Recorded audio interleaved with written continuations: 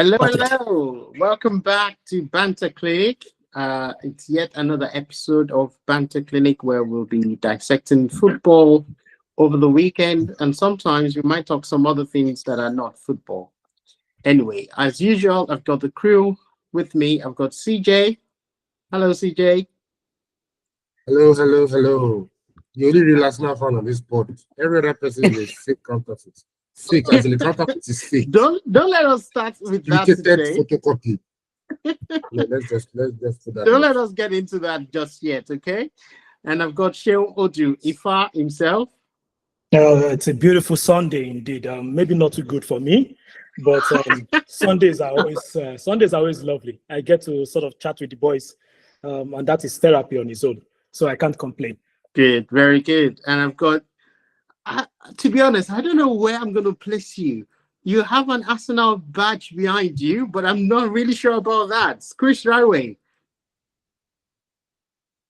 You're on mute.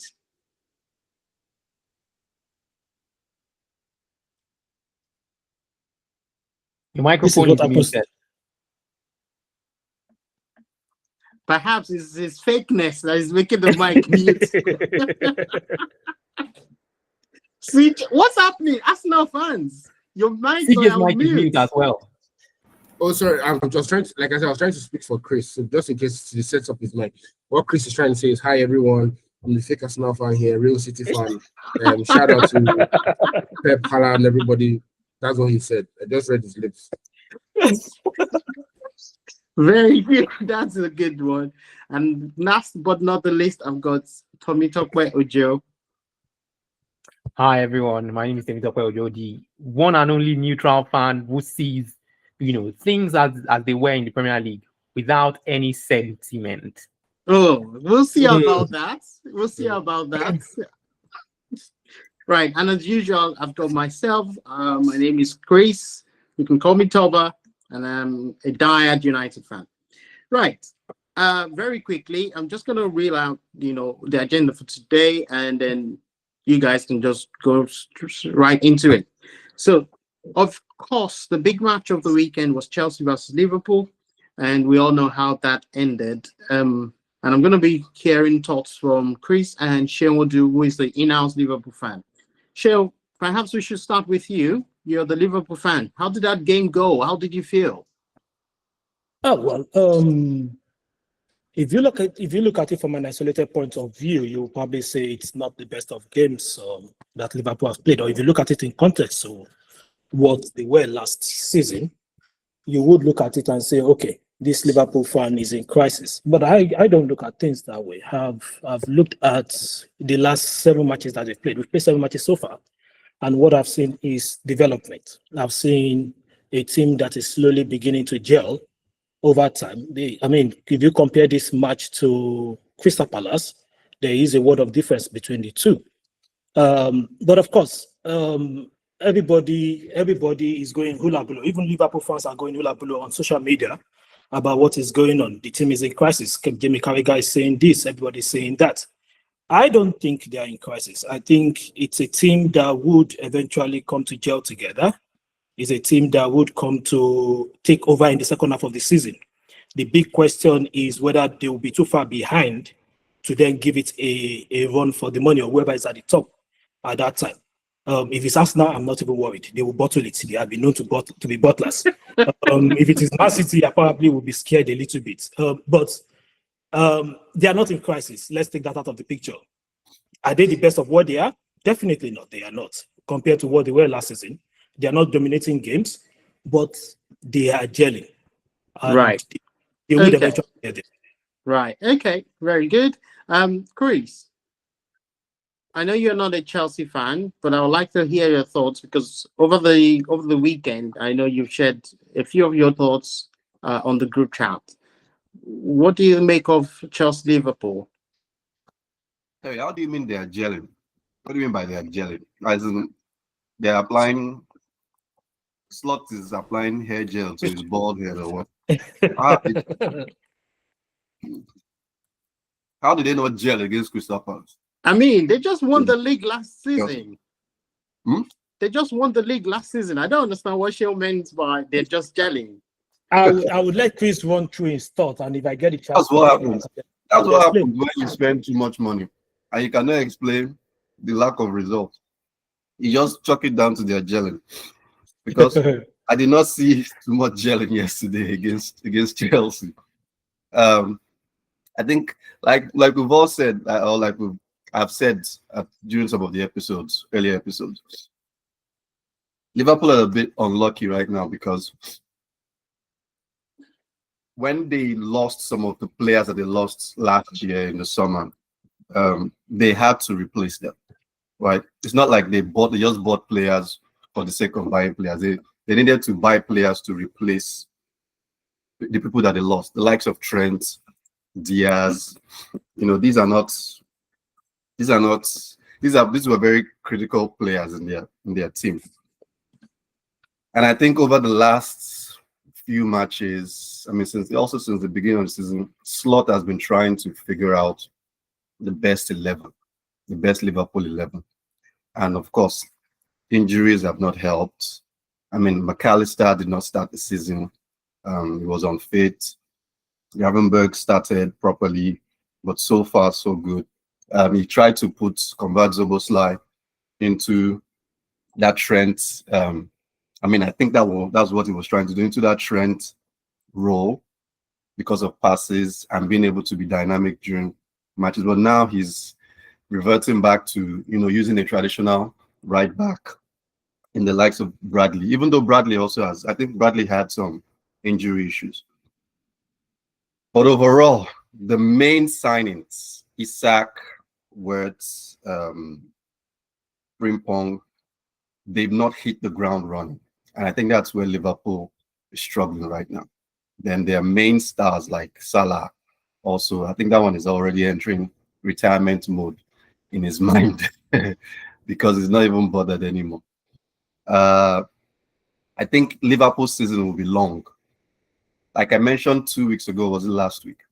The away matches where they do not have the crowd spurring them on will be interesting to watch. And they've lost the last 3 away matches, unfortunately for them. Chelsea did so many things right. They simply just attacked Liverpool's weak spot. And that's Conor Bradley and that right spot, that right defensive spot for Liverpool. Garnacho and Enzo and Cucurella, they did not let what's his name, Bradley rest. And I don't think he got much support from the rest of the defense. As a defensive unit, I didn't see too much. I mean, I saw the goals, the shots on target. First half, Liverpool did a little bit well. Second half, Chelsea took over shots and attack in the final third. I think Liverpool will struggle against a lot of the stronger away teams, the people that are strong at home. Liverpool will struggle against them this season because they have a lot of weaknesses in defense. Konate is not, I don't know if Konate is not exactly fit because I see him, he's always so hardworking, but it seems like he's struggling with something because he's always trying to cover up. It's really Van Dijk. The Van Dijk topic, we might get to that later, but everyone knows that that first goal, we spoke about it earlier this season, in this episode, one of the episodes. For some reason, once they lose the ball, lose the first ball, lose the second ball, and somebody is running through that midfield, why are other teams' midfields, why are they able to run through Liverpool's midfield so easily towards the defense? Then my man Van Dijk, always twerking back and running back. Did you just say twerking back? Trying to find who's running, who they run, who's not running. Who leave the person that's running, go and collect ball, go and cover. But we always make this excuse. Konate too. It's almost like he has infected Konate also. I don't like that first goal was just a defensive unit's error. All of them across the defensive line, they didn't know what they were doing. The Chelsea crowd had to urge, what's his name? Caicedo to shoot because everybody was surprised that the entire back four was backing up and twerking alongside Van Dijk. So they had to urge him to shoot. He was forced to shoot, and he took that last touch, placed the ball properly, and he placed what's his name, Amadashville. So unfortunate for them also, they don't have Alisson, but I don't think Alisson would have been able to save that ball. But the second goal was just pure Chelsea attacking the right, counter-attacking, squared ball, and everybody was asleep at the back post, and they scored. So Liverpool, Slot has to earn his money this season. I don't think he has figured out his best attacking 11 yet. I think he's struggling defensively. They needed to reinforce defensively. They are one defensive injury away from a real crisis, especially in the centre-back positions. Right, the full-backs are currently struggling. Frimpong also hasn't hit the ground running. Bradley is not exactly, I don't think he's exactly Liverpool standard. Left back. Right. Yeah. Don't mean to interrupt, but I'm just thinking, from what you're saying, it sounds like you're agreeing with Cheon that this team is not fully formed yet, especially because the new signings have not really hit the ground running. But at the same time, he's explaining it in a better way for me. Yeah, I've got another proposition. I might be wrong. Would you say that yes, we agree that the fans, or should I say the team, has really not gel? Or is it a matter of Slot has been found out? Am I supposed to talk? No. It's for Chris. I think it's a mixture of both. I don't think Slot has been found out. I don't think we've found out exactly what Slot can do with this team yet. Again, I would give Sheun the benefit of the doubt. Yes, it's a lot of new signings. A lot of them haven't gelled yet. But maybe the reason they are not gelling is because of Slot. So I won't say more than that. Right. Joe, what do you think? Yeah, thank you very much. I would like to start from where Chris stopped. Since the issue that happened at Bayer Leverkusen, I've stopped giving. You see, I said from the beginning of this season, you can't have excuses and results in the same room, in the same space. It's either you pick excuses or you pick results. Remember when what's his name? What was the name of Manchester United's former coach that was at Leverkusen? Ten Hag. He got there, first 2 games, they didn't have good results. And when they sacked him, one of the things I said, because I was also part of the train giving excuses then, that this was a team that sold most of their first team players. Most of the high performing players, they sold them. I was trying to sort of give Ten Hag, excuse. But I realized something. It was learning for me. There are some people, they look at patterns and trends. And once they identify that what you're doing does not even follow or align with what will bring success, there's no point. Let's just do away with you. And that was what happened. They quickly identified that. They went with another coach, same set of players, results. If you've been following Bayer Leverkusen since then, they've been getting results. Even on days where they got red cards, they got results. Now, I'm now going to bring that back to Liverpool. One thing I want to say is that this is not just a situation where it's a matter of Slot looking for his first 11. I said something at the beginning of the season. I think Slot is caught between 2 operating systems tactically. It's caught between Gege pressing and a little bit of flair football, which if you watch him before he came to England, his game was not pressing. It wasn't direct. There was a lot of flair in how he would set up tactically. Now, this is where I'm going to. If you look at the Chelsea versus Liverpool game, defensively, anytime Chelsea was with the ball, what Liverpool were always looking to do was a 4-4-2 outlay. And they were open to do a man-to-man pressing. Now, they would aim to press the center backs of Chelsea so that they don't play out from the back, because that's what Chelsea usually wants to do, play out from the back. Unfortunately, the way that 4-4-2 on defense is like, Isak and Salah will be the ones pressing the center backs.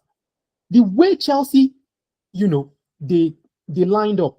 They lined up in such a way that Caicedo, Enzo, and Cucurella, they formed some sort of triangle. They were always coming back to receive the ball.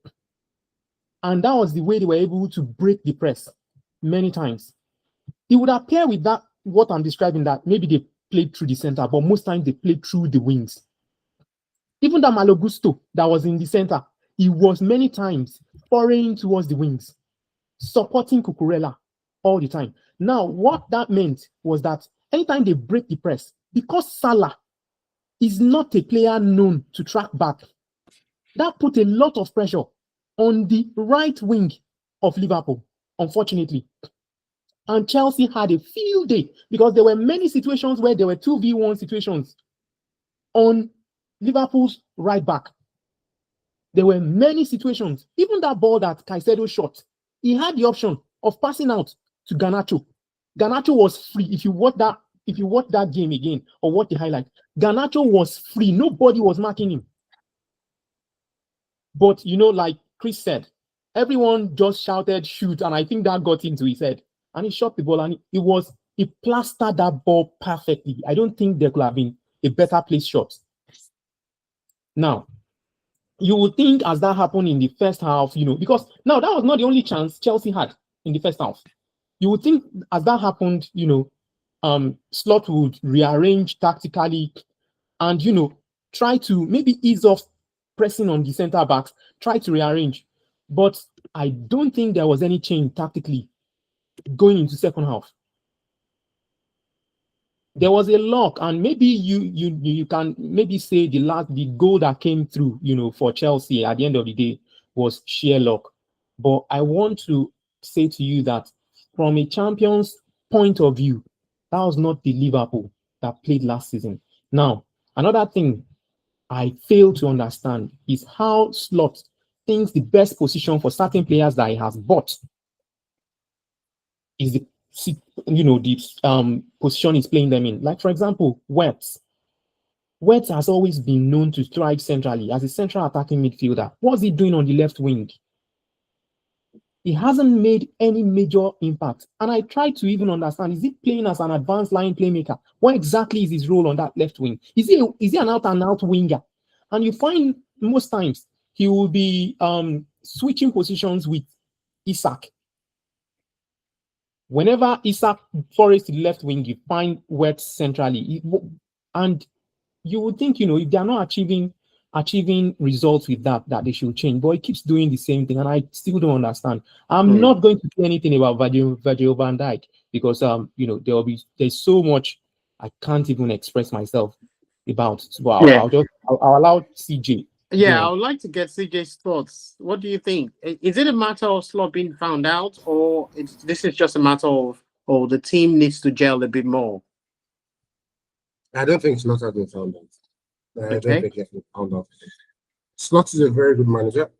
From last season, you would have noticed he's very, very good on the leaking tactics to try and get the advantage for the Liverpool team. And I think he did that without concentrating on anybody else last season, like not looking over his shoulders, because every other person just slept over a period. And that period, Liverpool just went off. Now, the thing is, everybody would have been expecting Liverpool to sort of consolidate on the fact that they just won the championship and do well to strengthen their team. And that's where I have a problem. And that's where I don't see why nobody's talking about it. Yeah, they had a transfer season or transfer window where they did well. They got some good players. But were those good players what that team needed? As far as I'm concerned, you're going to buy Ekitike for 80 million, right? And in the same window, you're going to buy Isak for the British transfer record fee. Then 2 days to the end of the window, you decide that you want to send an offer for Guehi. There's just a problem there because you've played preseason with these same guys. You've noted that there's a problem. Whether you like it or not, see, Mo Salah last season was playing for a contract. When he gets there, you know he gets there. I know players that have gone through that a lot. Mesut Ozil, Aubameyang. You play well, they'll give you everything you want. But when your form starts to dip, and that's where the issue Liverpool is going to have. Liverpool right now, we said it previous in previous episodes, right? How are you going to cope with the intense pressure from other teams who are not going to back down, and they are just going to keep on coming at you? Because you can't keep on playing this way away from home and expect the result. I understand you're a big team. You don't play, you don't play behind you don't play, do your low blocks. Liverpool has to play from the back, and play out and find Musala and do some triangles with Cody Gakpo and Isak.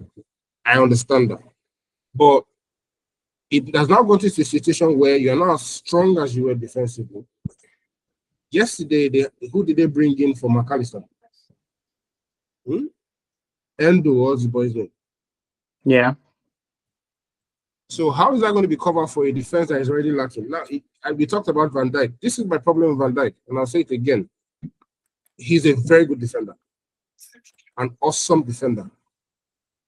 But when I'm hearing him being compared to one of the best in the league, best ever CBs in the league, and you have a situation where, if you notice, his defensive style has been talked about a lot. He's always watching the player to see the player's next move. So that's why most of the time he goes with the runner. Then he keeps on watching the runners, the person with the ball, watching the person's face to see what the person is going to do. You can't keep doing that as a center back every single time, because what you do is that the next person beside you expects you to take charge.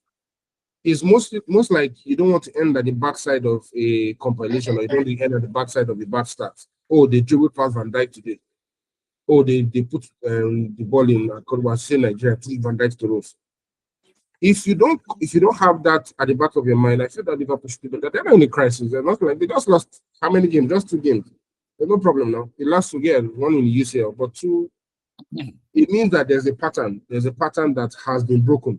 The first thing is that you want it to be late foray and attack everywhere. Every team now understands. Before the season started, the team that they played with were not fit enough, so to speak. So you could rally around and do all that. But against teams that are getting fit now, 80th minute, 90th minute, these guys are going to be running at you. You can do that against the small guys, but the big boys, you will never be able to do it against them. That's the truth. So like I said, Slot has not been found out. Slot just has to understand that he missed it with the transfer window.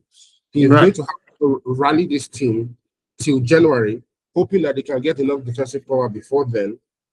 And like Chris said, hopefully they do not get an injury. If they do, especially in that back line, it's almost like I cannot play center back. That's trouble. That's trouble. That's all. Very interesting what you said. Hold on, Shem, I'm coming to you, but very interesting with what you said, because that was exactly the thought I had this morning, that perhaps Liverpool focused on the wrong transaction in the transfer window. The one that they were really meant to go for, like go all out for, the left till very, very late. And perhaps maybe that's why. Now, you mentioned interestingly about, Liverpool being in crisis and all of that. I remember that, 3 weeks into the season, I mentioned it, that should we be worried with Liverpool having, or should I say, needing late goals to win games, especially because as of then, they have not played any of the top 6 sides. They were playing mid-table sides, and they were needing, late minute goals to win games. Remember I mentioned it, that should we be worried? Is this something that we're seeing now happening? Sharon, what do you think? Oh, well, I think I would want to go through everything everyone has said, because obviously that's why I came to you. Yeah. Let's start with, interestingly, a lot of you are saying the same thing I've been saying. Liverpool lost a major part of their spine last season. They lost theirs. They sold Nunes. Nunes had to go. There was no way around it. Diego, unfortunately, for what happened to him, may so rest in perfect peace. That also happened as well. So there was a need to buy 2 strikers. There was no way around that circumstances. Whether it's the left gate late in the line or not, I think that we would be unfair and we'll be circumventing the truth. The same truth we'll be saying if we are suddenly painting it as if they left that late, because we all knew that they sent in the transfer. But Palace stood their ground and said, unless we get someone, we're not going to sell to you. That is the truth. That's what led to where Gay is. Gay would not leave that club. no matter the amount of money they bought, unless they got someone.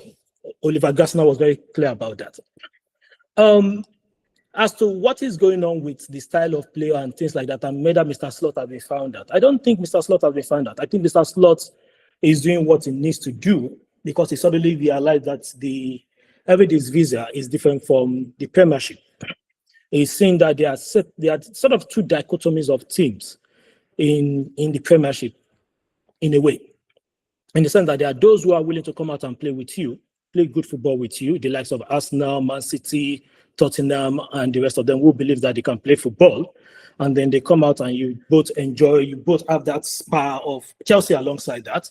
You both have that spar and you run the game together. Beautiful game to watch in most times. And then there are the small teams who know, look, we cannot play football. There's no need for us to lie to ourselves. So what we're going to do is that we're going to block our hustle and then do all we need to do. And what he has decided to do with his set of players this season is to find a way around that low block, because whether you like it or not, the bulk of the team in the Premiership, and if you want to win the Premiership, which is what Arsenal has done well over and over again, is you have to beat small teams. You cannot joke around with a small team. And if those small teams are becoming a pest or a big chain in your neck, then you have to find a way around it, which is the reason why he went for more creative players. The whole idea of getting Wets, the whole idea of getting an Ugo Ekitike that can drop low, pick up the ball and run at defenders, and all of that. And that is what that team is going to learn how to do. If you look over and over again, the same Salah that could shoot from outside is suddenly looking for passes, apart from yesterday's game, which unfortunately I don't understand why he was suddenly selfish, because there is more than enough times when he could have laid the ball down for Isaac. But they are now trying to do tiki-taka around defensive line and trying to get the ball into intricate places and all of that. It shows a coach who is saying, look, I need to find a way around my biggest problem in this league. When it comes to the big players, big teams, they would spar. Will they win all of them? I do not expect them to win all of them. Nobody expected Liverpool to win all games. I think it would be ridiculous for anyone to expect Liverpool to win all 38 games or even all 12 games against their big three rivals in any form or any manner. So it is a team that lost a bulk of his spine. That's one. It's a team in which his coach is saying, look, I need to find a way around this low block problem, in which they are learning a new style of play. That's two. And unfortunately, you are learning a new style of play with a new set of players. So that makes it even more difficult for him.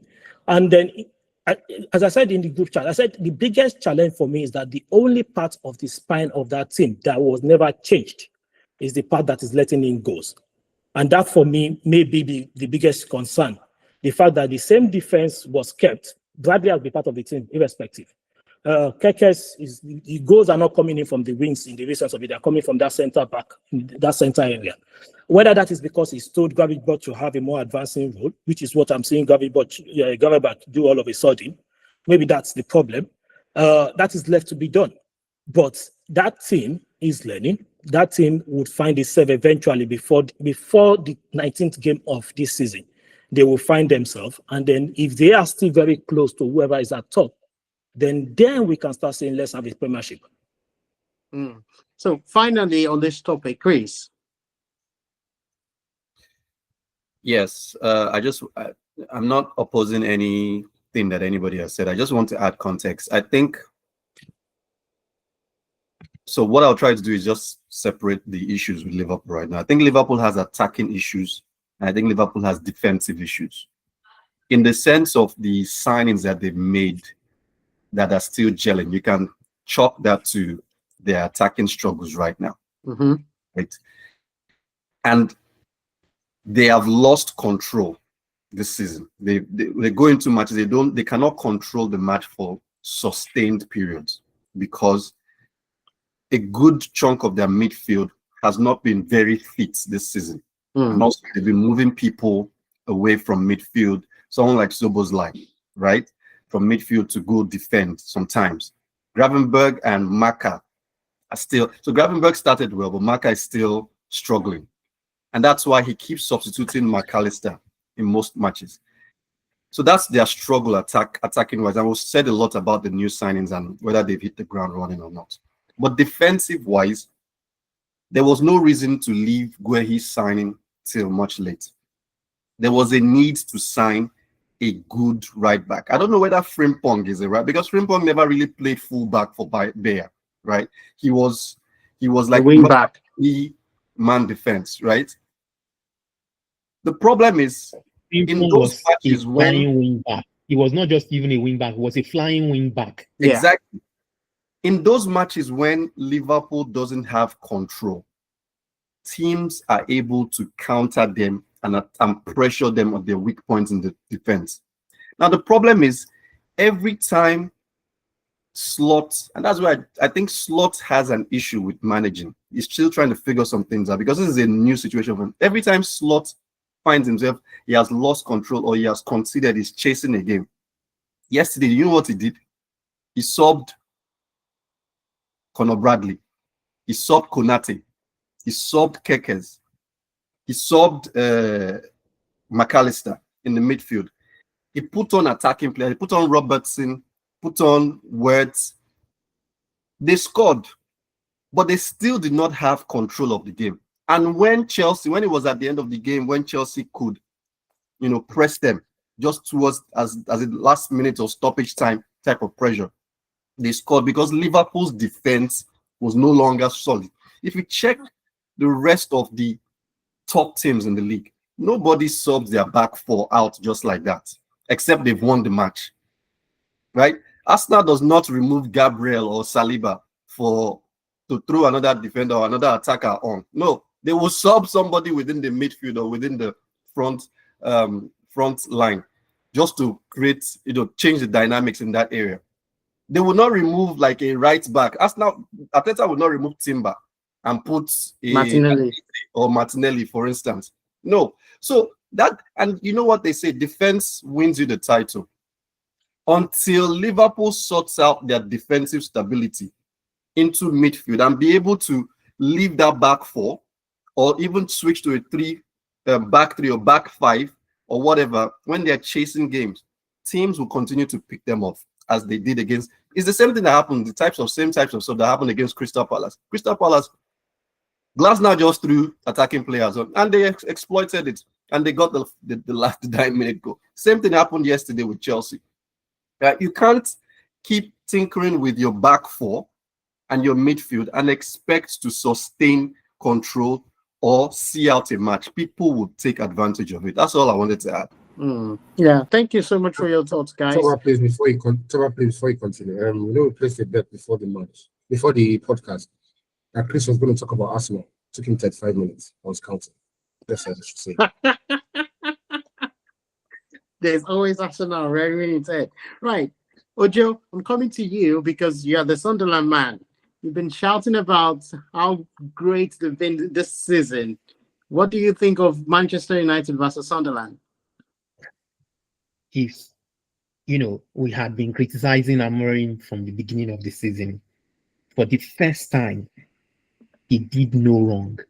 Like, I saw what he wanted to play and the team understood the assignment for the very first time. And I'll tell you the difference between what he is playing now and what was before. The difference is just one player, Mason Mount. I wish Mason Mount would not have. Sunderland played the way they would normally play. They were just outplayed by United. And it is the first time I'm seeing actually that maybe Matheus Cunha might be a problem for United because Mbeumo is not going to be benched. We know that injury gets the better of Mason Mount, but I'm not sure if Mason Mount can remain fit this season for the rest of the season. I'm not sure Cunha would really get so many minutes like he did in the first three games, first 3-4 games. Okay, it took you so long to realize that. I said it, that Cunha has just been playing very woefully.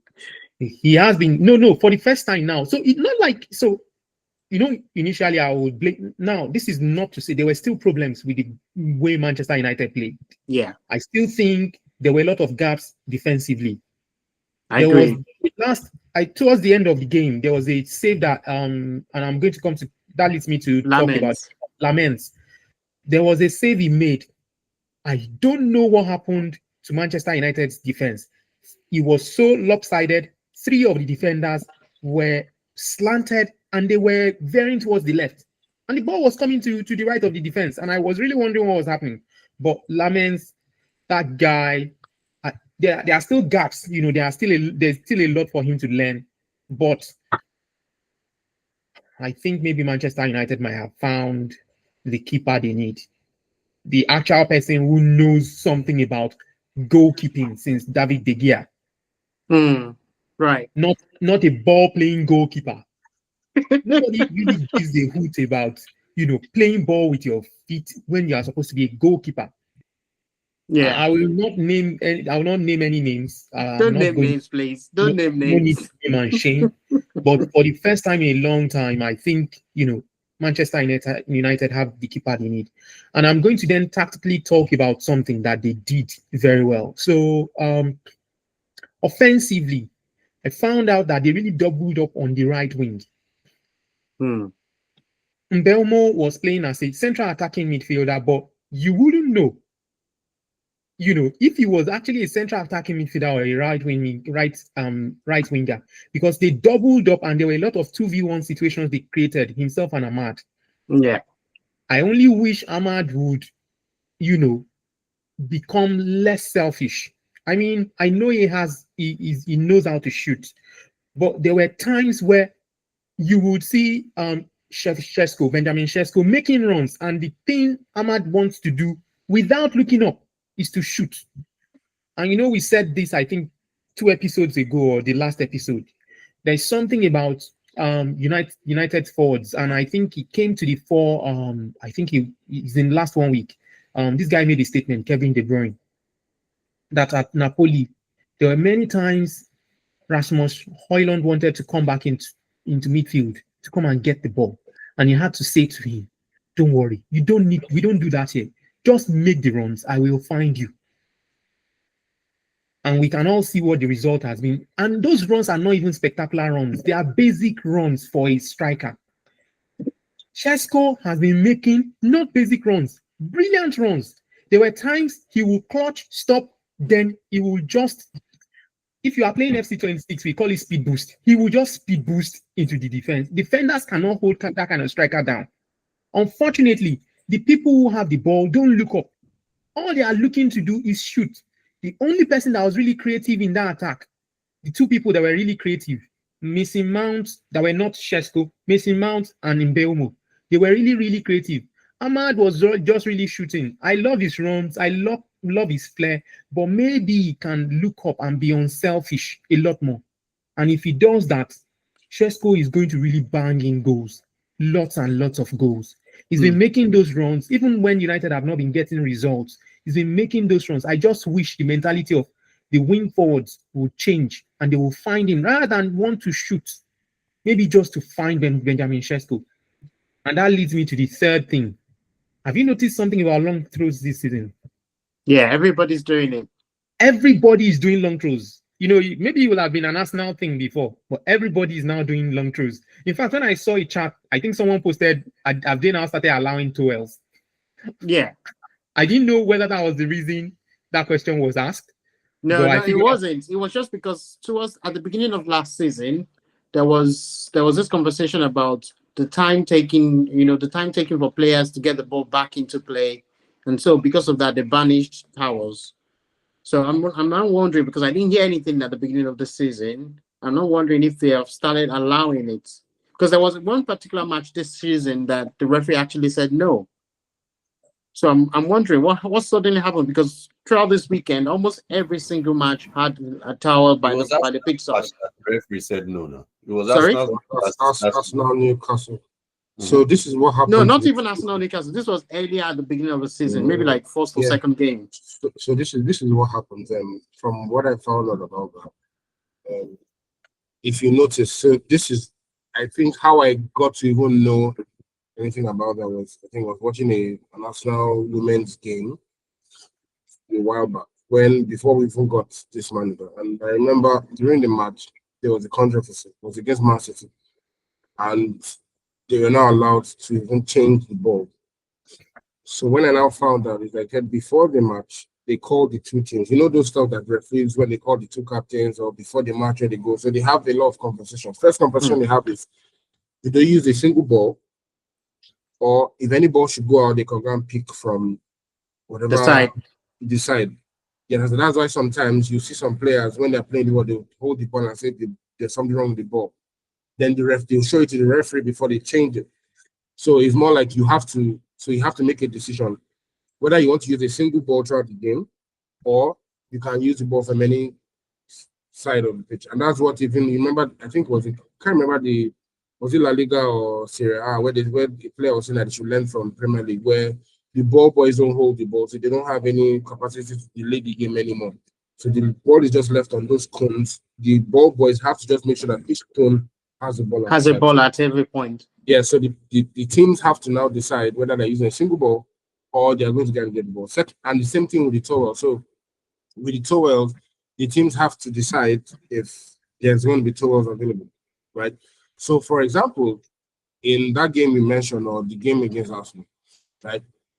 They decided that there was not going to be any towel. And I think most of the time it's the home team that has the right final say.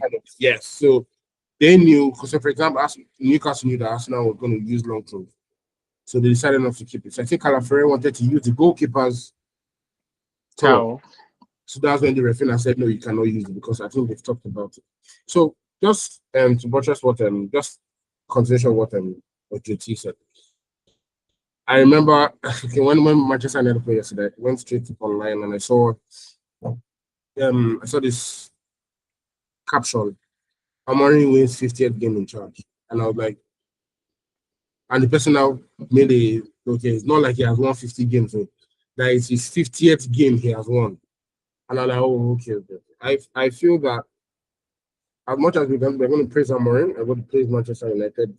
I feel it's an infra dig. I feel it's an insult with the way Sunderland set up. Because Sunderland went to Manchester United, went to Old Trafford thinking that we can actually get these guys.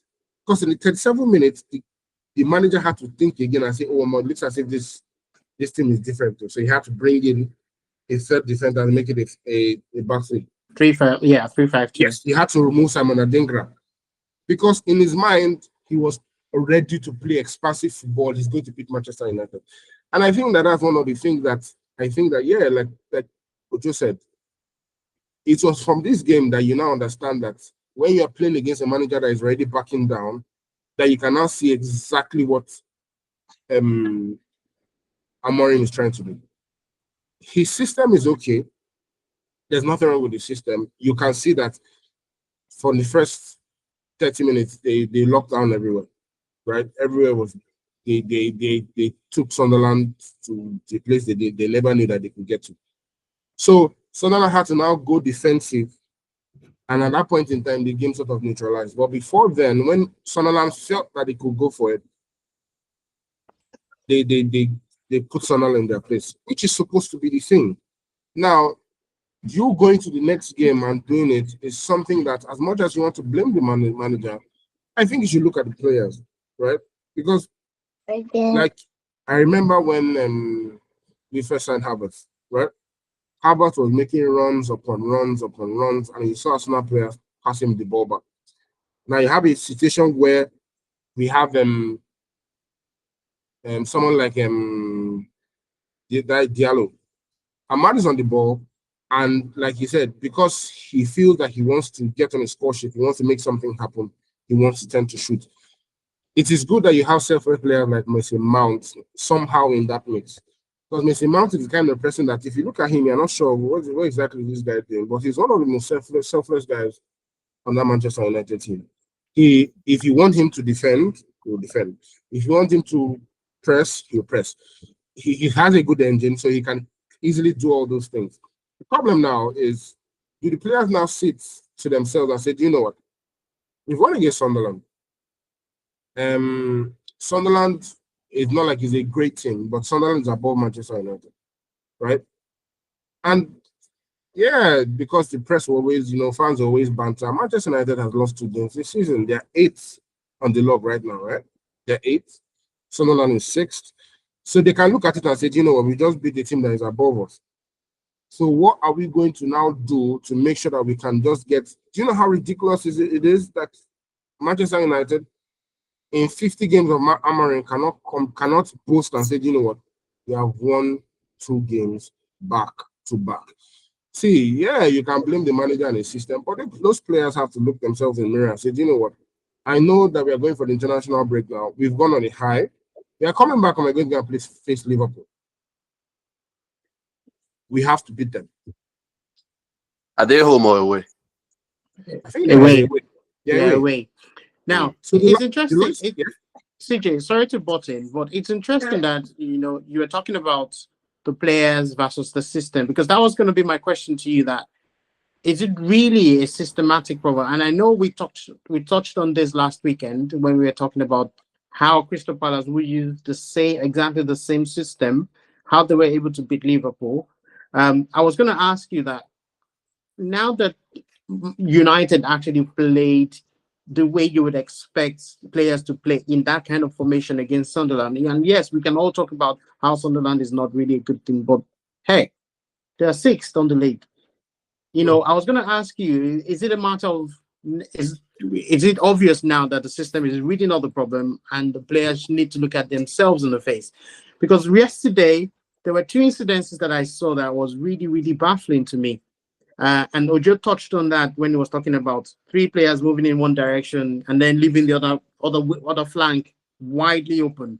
That happened quite a lot, with Bruno drifting into that right side where you already have Mbeumo and Ahmad already having a 2v1 situation there. And then Bruno also drifting in that direction, leaving the entire center midfield open.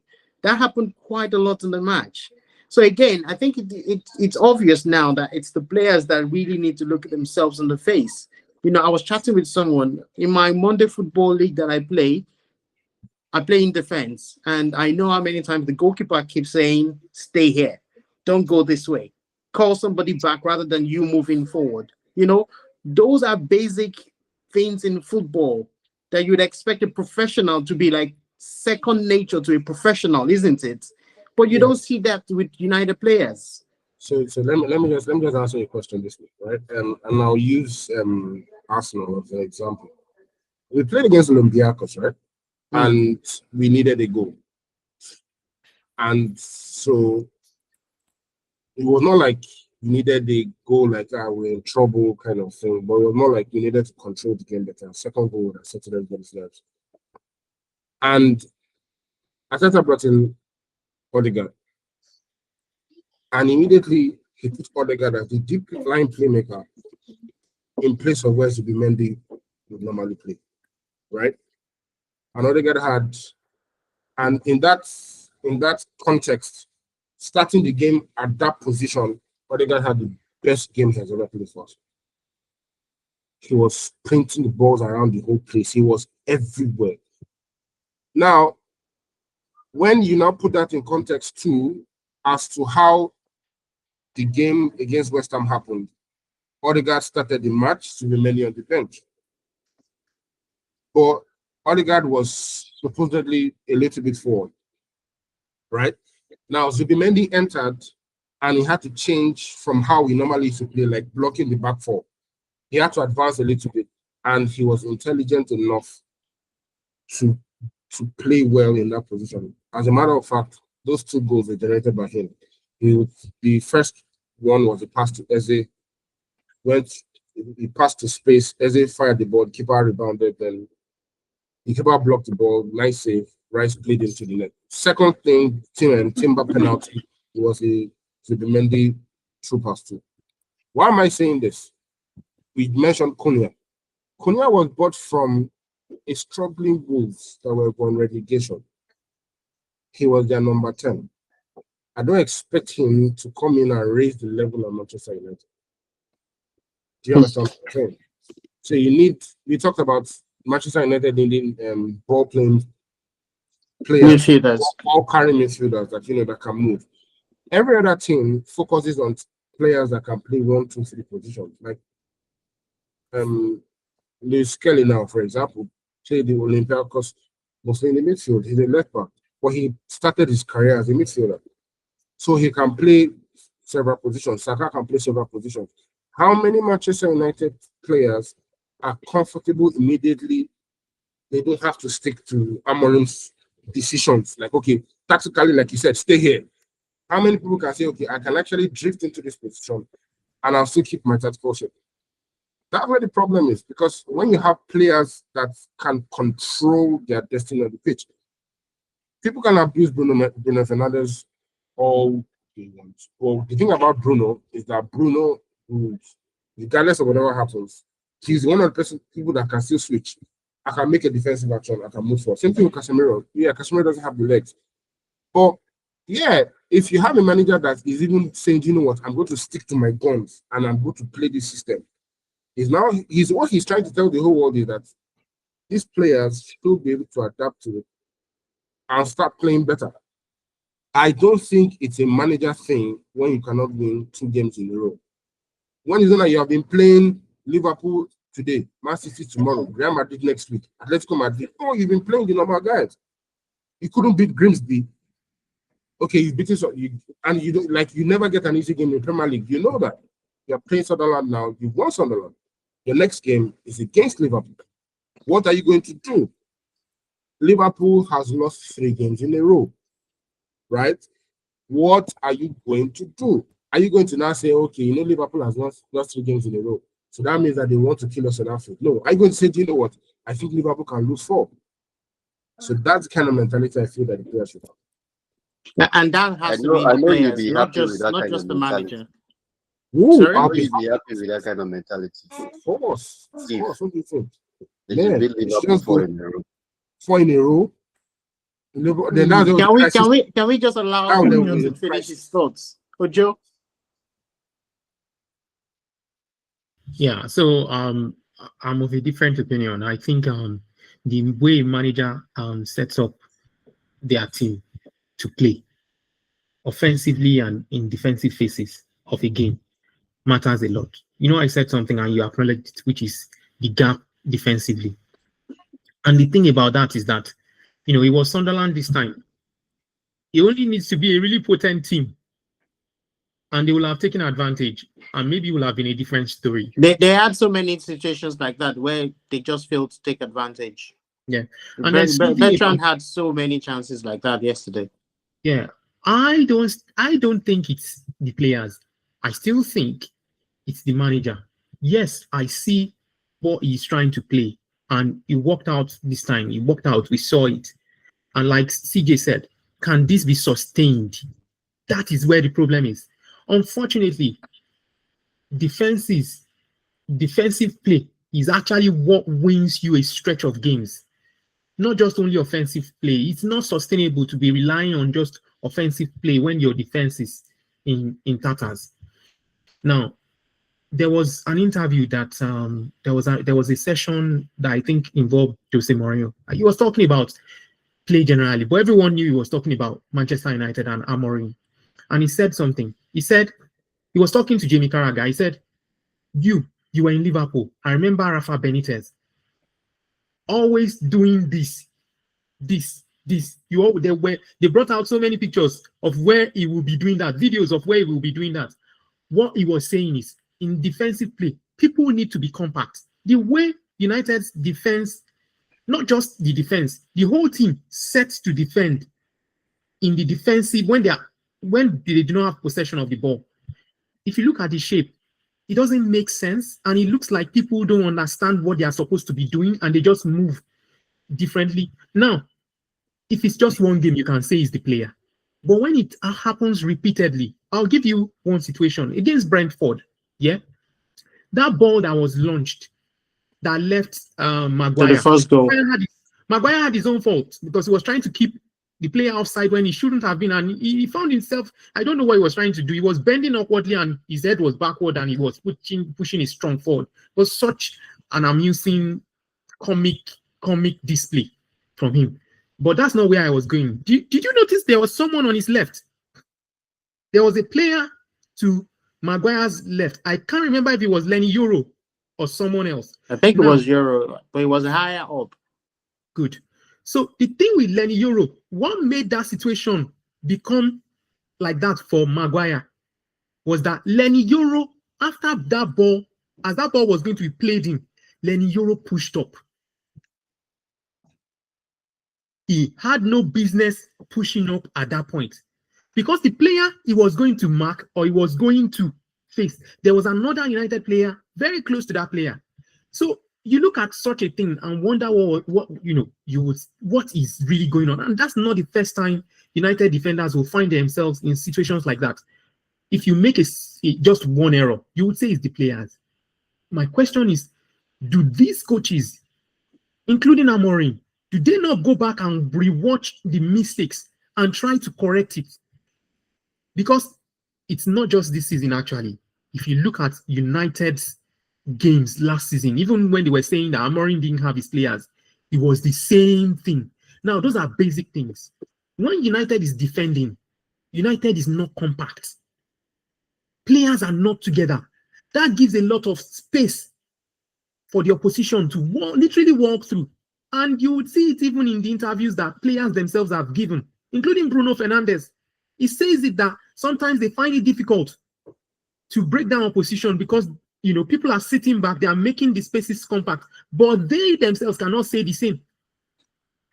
And they concede silly goals. Yeah, completely. When that is happening repeatedly, that is no more something that is just down to the players. If a player is sabotaging what I want them to do, they are sabotaging the outcomes, despite the fact that I'm giving them good instructions.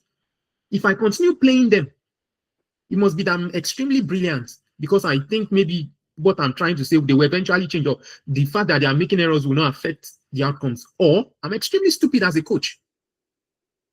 Because you cannot keep making the same mistakes and be expecting different results. It's a 38-game stretch, but it's not just this season. It's something there is a reference point from last season, the things they've been doing.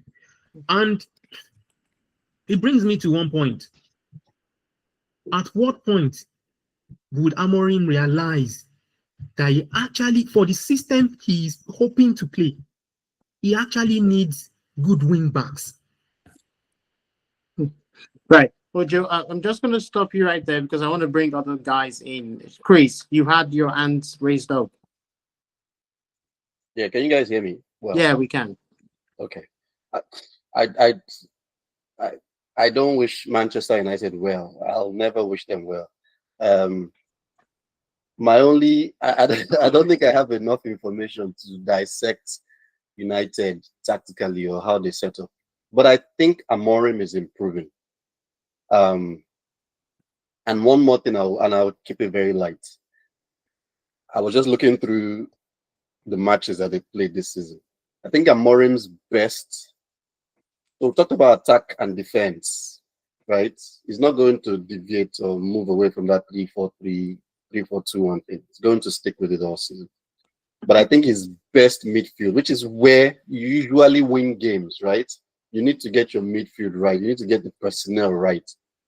I think Amorim's best central midfield is Bruno and Casemiro. It gives him control. All the matches that Man United have won this season, Bruno, Casemiro are constant. Even against Chelsea, when they still got a red card, where Casemiro got a red card, they won that match. Then Ahmad and maybe Dalot can take out Dalot for Dogu sometimes. But those four guys seem to be Amorim's best midfield four throughout the season, and they've not done too badly this season. I'm not going to lie. They've lost against Grimsby, they lost against Brentford, they lost against City. If you go and check those games, they did not have that midfield four. Casemiro against Brentford was not available. Against Grimsby, they played, I think they played Mazraoui or somebody, or Ugarte. But I think against Brentford was when he played Bruno and Ugarte. Then he played, I think, Mazraoui and Dalot or something. That midfield doesn't give you control. I don't think, again, I said it last week, Ugarte is not to me, Ugarte is not a Manchester, or it's not a 3-4-3 type of player, right? He's not a footballer. He's not a footballer. Someone that cannot trap ball. Have you seen Ugate's first touch? I think Well, as essentially, and if you go and check, and if you check even the match that they lost against Arsenal, just check those matches: Arsenal, Fulham, Chelsea, and yesterday Sunderland. The X goals that Amorim is probably one of the highest in terms of X goals in the league right now. It is the highest in the league. Attacking X goals, because the X goals that Amorim, the team, was able to accumulate was really high. Against Sunderland yesterday. Against Chelsea, they almost killed Chelsea. Right? Against Sunderland yesterday, they totally dominated. So I think that midfield four, he just needs to find a way to keep them fit and constant. Anytime you lose Casemiro, whether to injury, I think you lose that control. And the midfield is where, if your defense is even average, you're just decent. Just pass the ball back into midfield, recycle ball, and give the ball to your front, and let them just keep that speed in recycling constant. So I think you should try and find that. That's why I said I was going to keep it light, because the constant is that midfield. Ahmad, Bruno, Casemiro. They delivered the results for Amorim. Yeah, chill. Oh, well, I'm not going to go against what anybody has said, because obviously I don't watch Manchester United's game. I don't really care. You people are just haters. They are going through the wilderness right now. May it continue 400 days here, 400 days there. In the days of Israel, may it continue forever. But I think I want to pick up on what Ojo said in his last set of statements about whether Amorim is either intelligent or is foolish. And I think we tend to look at football from a two-dimension view when it's more than that. There's a lot of things that goes into a coach's making certain decisions. And we as quote-unquote football analysts has to be very careful. We shouldn't be the likes of Jamie Carragher, who just say things to generate banters and the likes of that. When you say, I'll tell him. I know his address. Yeah, please, by all means, he's a stupid human being. It's not the first time. He's your legend. He's a ridiculous legend. That's why they never built a statue for him in front of Anfield, and they will never build a statue in front of Anfield. They haven't built for Steven Gerrard. Jamie Carragher is the last person they're going to build for. Exactly. So you can understand. That's why Gerrard is very sensible. He's gone back into the darkness of where he needs to be and just comes out once in a while. But let me come back to what Topo Ojo was saying. A coach that is playing certain things over and over again is a coach who believes that his formation is going to work at one point or the other. There is a need for a balance between at what point do you shift your formation to fit the team, and at what point does the team need to shift themselves to play into the coach's formation. These guys are professional. They are meant to be able to be adaptable to whatever coaches that comes their way. This is not their first rodeo. They would always have coaches here and there. But then when you look at the context of what Manchester has been, in the sense that over time is not news, is what has happened. Players renegade and then throws their coaches under the bus, and then they sent off. It happened with Solskjaer when they got Ronaldo into the thing, and once he lost that dressing room, Solskjaer was gone, because obviously it's easier to sack a coach than to sack 22 players. No club has that kind of money to pay 22 players and say, you guys are my problem. At one point, the hierarchy has to decide, look, whatever is going to happen, continue playing what you're going to play. We're going to stand with you. And I think that's what is happening from the top. And then also Mr. what they call his name, the guy that owns Ratcliffe. Mr. Ratcliffe is a very, very astute businessman. He doesn't have any intention of losing money anyhow. We are going to continue playing this thing, whether you are going to die or not. It's what is going on. Mr. Amorim does not want to lose his dressing room. If he starts taking away the likes of Bruno, as everybody is shouting, oh, take Bruno out of it, is the weak link between the thing. If he takes Bruno out, he's going to lose that dressing room. If he lose that dressing room, that team is done. He is done. Nothing is going to, he's basically literally done. So he's smart enough to continue to play Bruno. He's smart enough to continue to play this team. And at one point or the other, it will come to the sense of the players that, look, we are not going to win this battle. This guy has the hierarchy behind him, and we are going to have to play football. And they are playing football. It has not just gelled. They are learning. He's beginning to find his team. I agree with Chris. Playing Ugarte, Bruno is like you have just opened your bomb out easily. But playing a Casemiro, maybe I'll argue for Meno a little bit, but playing a Casemiro gives Bruno that confidence to pull the stunts he wants to pull because he knows that Casemiro is a very good defensive midfielder. He can pull that stunt. Meno is more of a central midfielder, which would always which has a lot of attacking instincts in him, unlike Casemiro. Casemiro is a very, very defensive-minded. So from a point of balance, it makes sense the way he's playing his team. It has not gelled, but it should eventually gel. Everybody is living the fast life, and everybody wants results quickly. And the people who are controlling the club know that the result is not going to come quick. And they are deciding we don't have the money as well to continue sacking coaches. You guys have gone through how many coaches in how many months now? 9 coaches in the last 13 years. I mean, at what point do you give the team some form of stability? At what point do you? So it's not that he's stupid. I only use the word that is intelligent, but these guys are professional players that are meant to be able to adapt to whatever style of play that comes their way. That is my say. That Ugarte can never adapt in his life. Finally, Ojo, on this topic. Yeah, I just wanted to say something. I think Sheon responded to the wrong thing because what I commented on was really the defensive face of United's play. And I've talked about a recurrent problem, which even Chris, even Toba, who is a Manchester United fan, agreed with. It looks like the players are making the same mistakes over and over and over. And Premier League is... So is that a coach problem or a player's problem? It's a coach problem. If it's, no. How is it? I think, hold on, guys. I think you guys are both right, because this is a conversation I've had with some of my friends who are also United fans. It is both a coaching problem and a player problem. Because, like I said, it's basic footballing rule. It's basic football.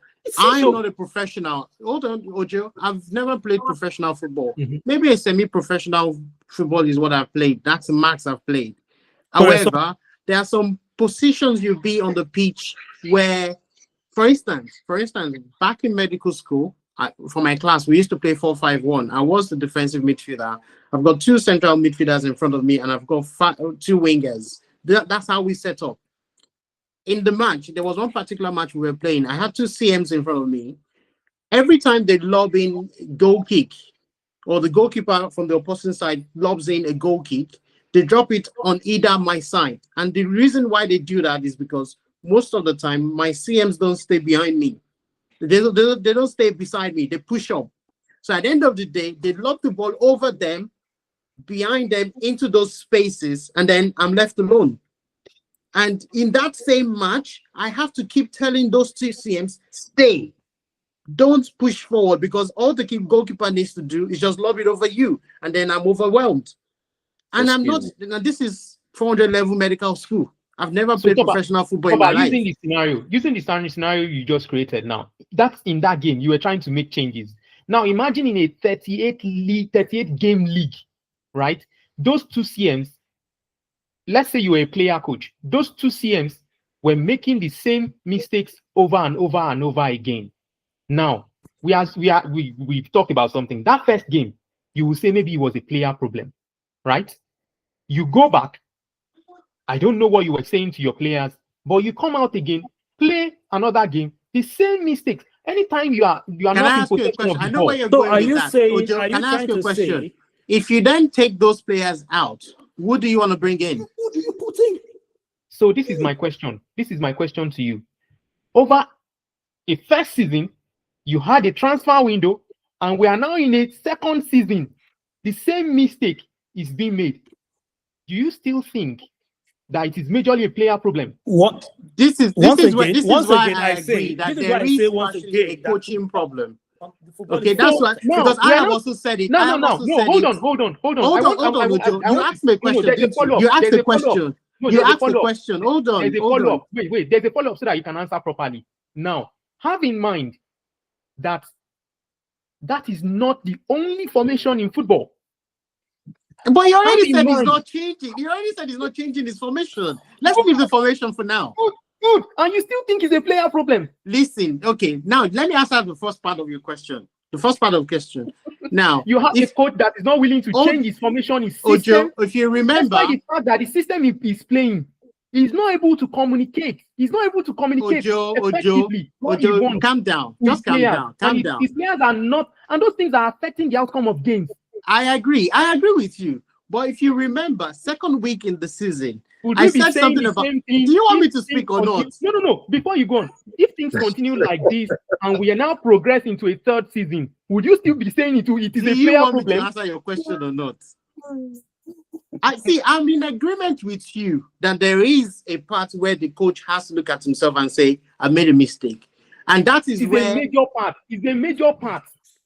that is where the Cunha conversation comes in. Because if you remember, second week in the season, I said something. I said, to me, it was a complete waste of money because we really did not need two attacking midfielders to come in. We had Bruno. By the way, he's so Okay, happy about we part. needed a center midfielder that can carry the ball, or a deep line midfielder that can really hold the ball and dictate play from the center of the field. That's our pressing need. It has always been our pressing need the moment Carrick retired. So to me, it didn't make sense that we spent almost 200 million and we still did not fix that problem. So that was a decision maker / manager problem. However, you are now in the season. You did not buy a proper CM that you needed.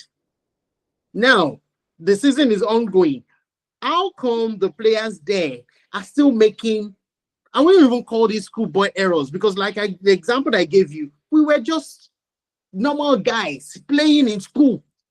And I could really read those games and call players into position. How come professionals?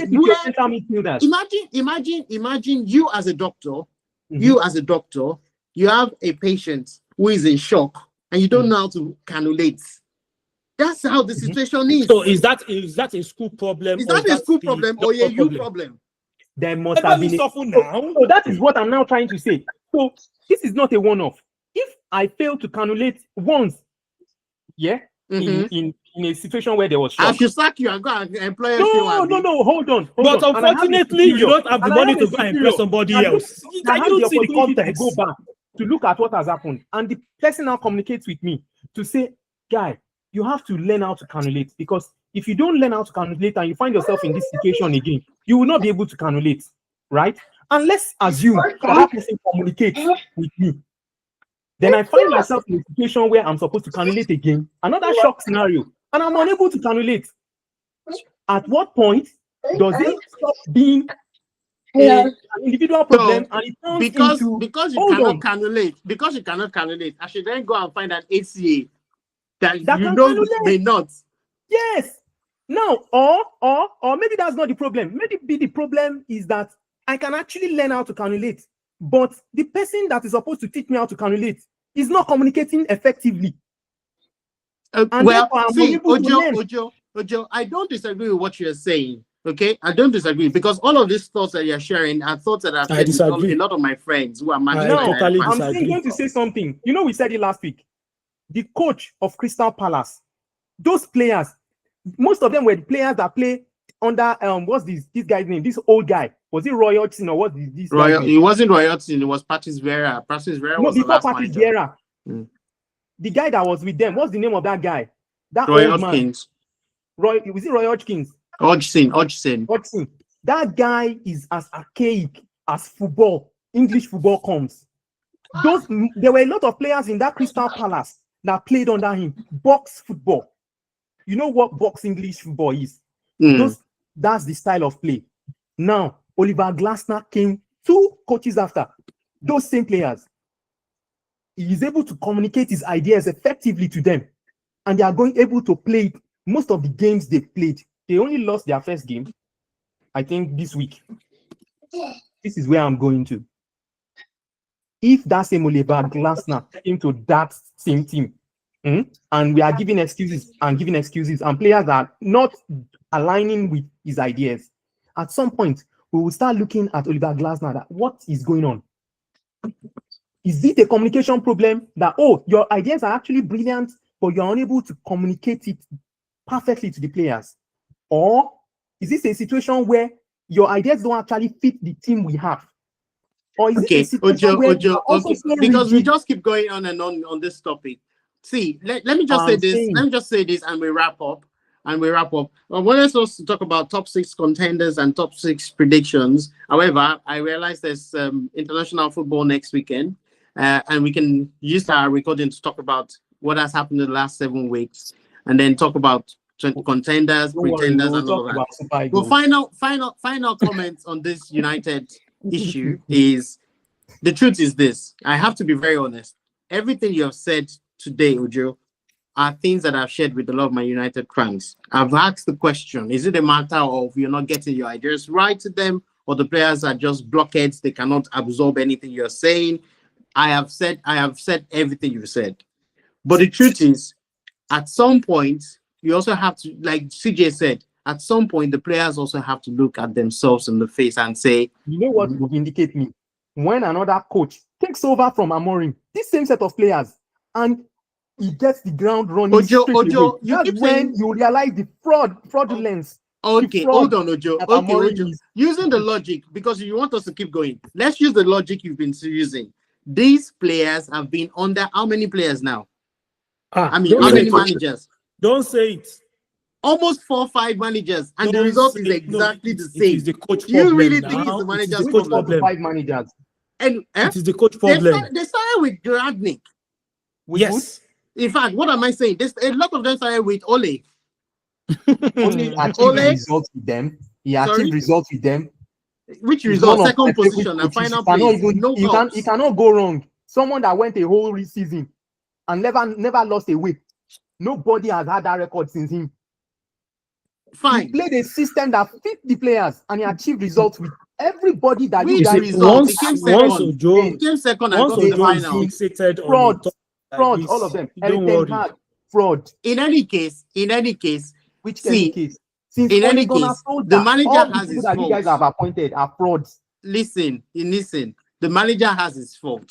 The players also have their faults. That's the bottom line of all this conversation. Do you know how much you guys have spent since Ole Gunnar's shoulder? Oh, Jesus so don't even Christ. use that one as excuse. Chesko, Mbeumo, Kunha, Licharge. What's the name of this guy that always goes injured? That Mr. Ojo is looking for banter. He's truly a banter claim. Don't worry.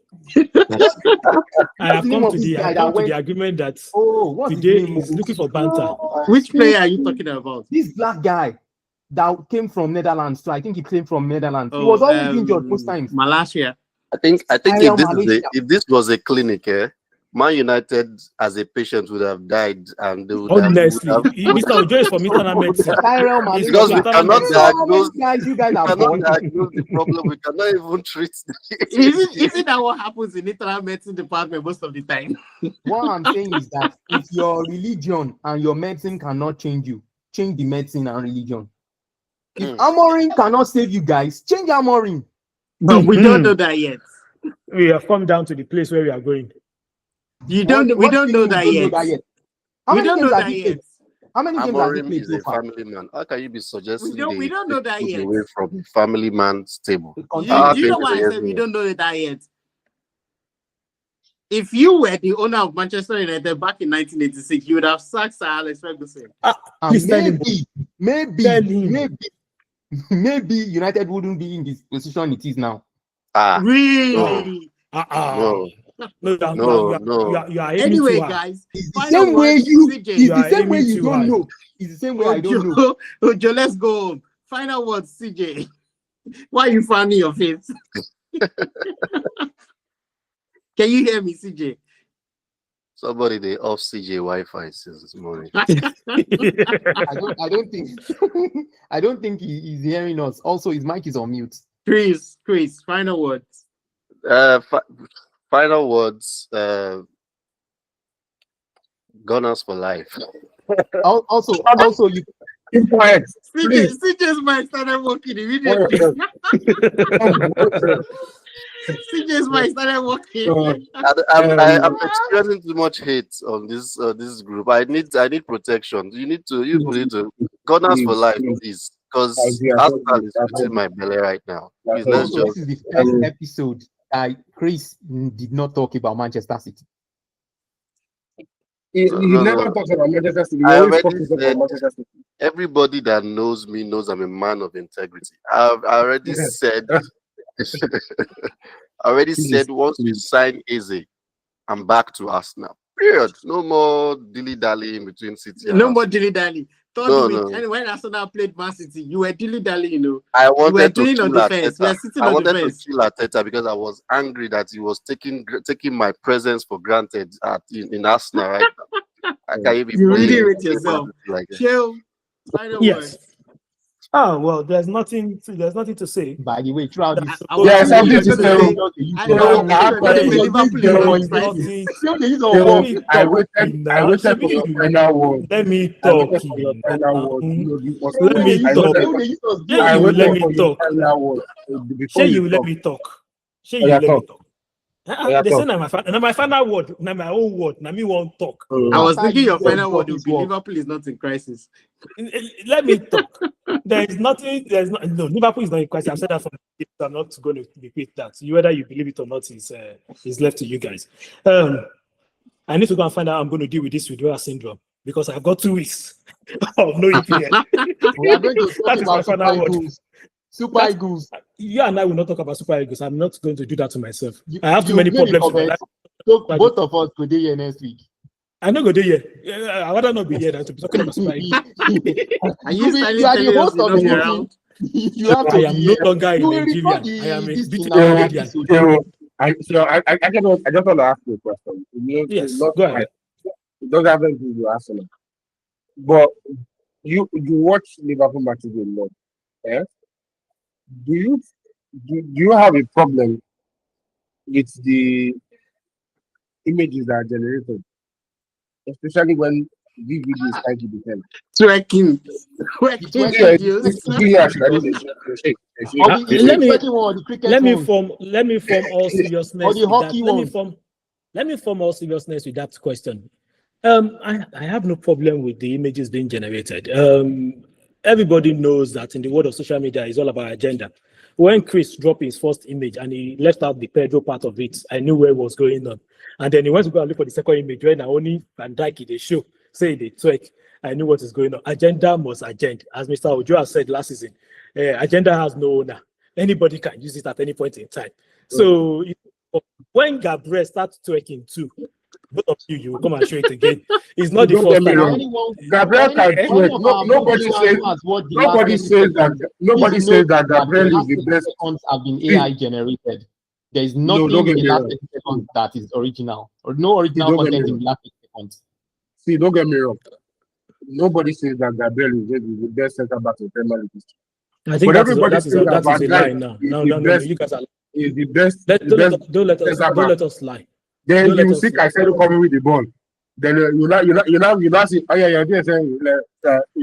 Let's. And If you want us to have that discussion, I am absolutely happy to have that discussion. You see, what you cannot do is try to bastardize a style of play or try to say a style of play which the player has used over time that has moved him from a Netherlands league to a Scottish league to South Africa to Liverpool is the wrong.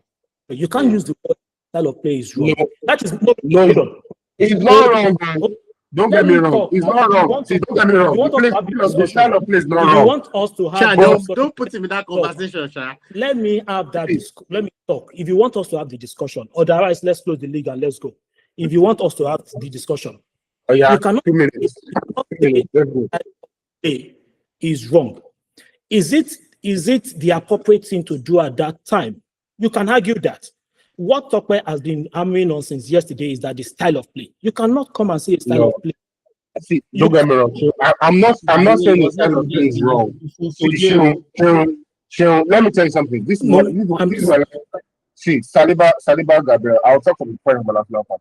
Saliba Gabriel. Once you dribble Gabriel, this is the truth. If you dribble Gabriel, it's over. Haaland's move, what happened? Gabriel was caught in the midfield. Haaland behind him, couldn't run. When we're talking about the injuries that Arsenal have had over time, They talked about Ateta talked about Gabriel's injury, his hamstring last season, right? Somebody that has not made a 50-meter dash in how many games? The player he had to now chase was Adama Traore. Immediately he made that 50-meter dash back like this, Baba handshake caught immediately. He's not used to it. So when Haaland left, in his mind, he's thinking, if I chase Haaland now, I'll get injured. Let me just stay back. So if you watch that match, when Haaland was running, you'd have been looking for Wes Gabriel, who was nowhere to be found. Don't get me wrong, but that's a flaw in his game, so people can use it tactically, and Pep did exactly that. Saliba is different though. Saliba would come and meet you, he's fast, he can chase you. This is what I feel about Van Dijk. I feel Van Dijk is very strong. I feel that Van Dijk is very fast. I feel that instead of Van Dijk waiting for the player with the ball to make a decision, I feel it's intimidating enough to go and meet the defender, let the attacker shake, like, oh, there's something. But every single time he keeps on backing up like that, it now comes to a point where people say, you know what, this is a tactical flaw I feel that I can now circumvent and use to my advantage. Why am I saying this? Because for you to say that Van Dijk is the best centre back the Premier League has ever seen, when people say that, I'm not going to look at the number of Premier Leagues he has won. No, but I feel that for you to be saying that, when people say that, this is the truth. I feel that he's a very good centre back, right? But when he keeps on doing this thing, I'm like, I hope you understand what I'm saying. I'm not saying style of play is wrong. Why are you explaining yourself like you're scared? See, just for me. I'm not don't get me wrong. Like Salah, they're on fraud watch this season. Even Sheung is on fraud watch this season. Me, waiting here, they always talk now in this, and I don't ask Sheung question for group. Sheung no answer that question till now. All the defenders, what's the question? Maybe I missed it. They talk, what you said was, I think what you meant, it was what I took from your listening was that defenders know they evolve in their style of play. And I took exception to that position that you took. That is wrong. Most elite defenders, in fact, all elite defenders evolve their game throughout their career. And I'm going to say something about Virgil van Dijk.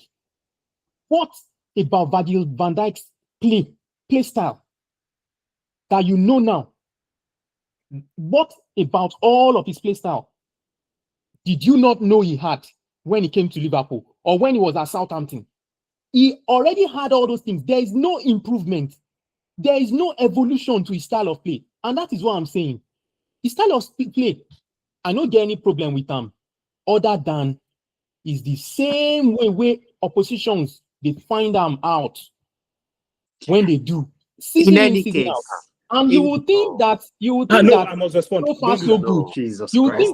think that over time he would have also reviewed that and think, oh, maybe this is a weakness, and I can improve on this. But no.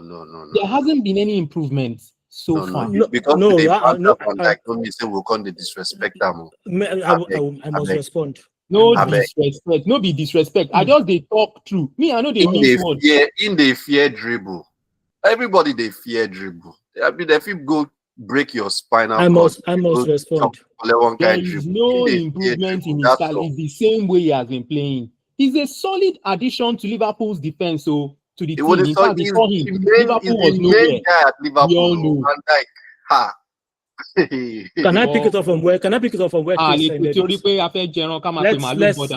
from where. Look, as I said, people would have their thoughts process, and that's the beautiful thing about discussion. You all express opinions. You're on mute. Toba. I'm not on mute. I'm talking. No, Toba, let me speak. Your name. Sorry, I must speak. I know. I must speak. You have 90 seconds. I know. I will end it in 90 seconds. I don't need to talk too much. Everybody would have an opinion, and that's the beautiful thing about discussion. We all have different opinions of things like this. Whether Mr. Van Dijk decides to be scared of dribble, or whether Mr. Van Dijk is sort of delaying his decision to go after a player or not, is all left to him. It's a three-dimensional football in which he is the only one that sees what is making him stay back or not. And it has gotten him to where he's always been. Maybe they dribbled him before and he has PTSD. Maybe. You never know. And maybe he's never been dribbled before and this is just who he is. You never know. But the thing is this. He is the last man of that defense. He cannot afford to make a mistake, because once he makes a mistake and is deleted, that place opens up for that defender with no scare. There are certain players in which their presence is enough to put some thought process in the striker's head. Van Dijk is in that class of those kind of defenders. If he's stay, as long as he's dead, can I talk? You spoke now, and I didn't say anything. Let me talk. If he's, as long as there's a defender before the keeper, there is a thought process for a striker to think about. He has to think because he knows there's still one man to deal with. If Mr. Van Dijk gets deleted when he knows he's the only one between him and the keeper, it's nothing else to do. Whether you agree with his style of play, or he does not agree with his style of play, Mr. Van Dijk is still a Liverpool fan, and he has made that Liverpool defense very solid ever since he's been there. Until when we find another one, he's still the last man of defense for Liverpool. We all don't need to agree. We all don't need to like his style of play. He's gotten him to where he is. He's gotten him to where he is. It's as simple as that.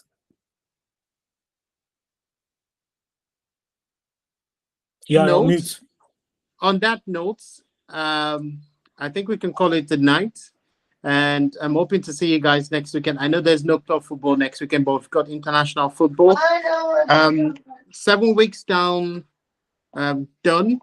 We can talk about who have impressed you so far. What do you think will go far? What do you think would end up in the top 6? Those are the kind of things we'll be talking next week. All right, guys. Have a good night. Steve, take care of yourself, you guys. Bye.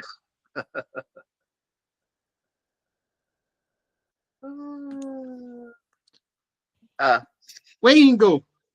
You know, stop recording. Still don't vex, go. You know, stop recording. You know, stop recording, you know. Chris, can you?